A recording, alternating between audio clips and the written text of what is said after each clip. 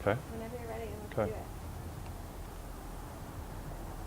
Next up for your reading, we're going to take a look at President John F. Kennedy's inaugural address from 1961. You'll see all the assignments about you doing some research and stuff about him and around that address. But let's talk about a couple of things that I think you'll find important. I don't think anyone can read that and not have an immediate emotional, visceral reaction to it, okay? So I need to tell you just a little brief story before we get into that. If you're of a certain age and a certain citizenship, you understand the relationship of JFK to the city of Dallas. And I remember the very first time I drove into Dallas. I'd been driving all night from El Paso, a midnight run across the desert. It's 5:30 in the morning, rush hour was just starting to get cranked up.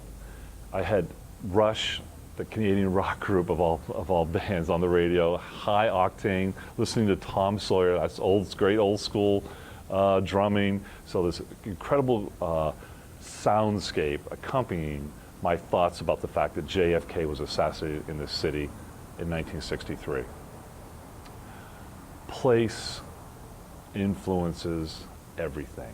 That stood out among all other things in my mind at that time, and it still holds true. For the song remains the same. New place, dislocation, constant processing.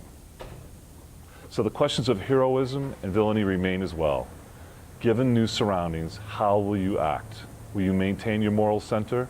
Will you hide? Will you be easily swayed by peers, by media? How will you respond? And how will you respond to the challenges that John F. Kennedy put forward in his inaugural address? Focus down on that. Think about what heroic actions were taken because of his challenges, and where did people fall short, and where did people take advantage of the loopholes that are always there in an address like that, and move to a path of villainy. To act selflessly has always been the goal for most people.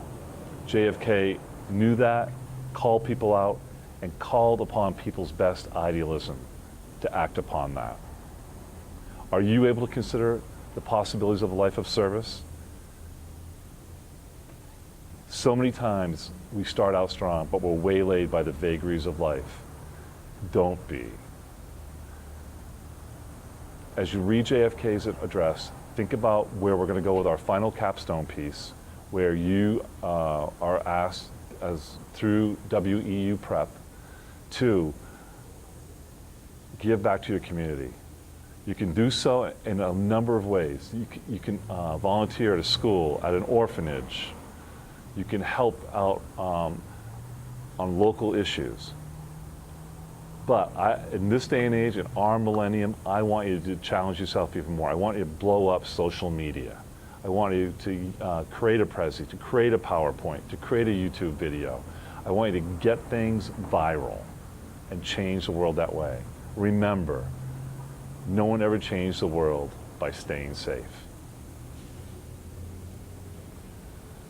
Dragged a little bit. Oh, that's good. It was good.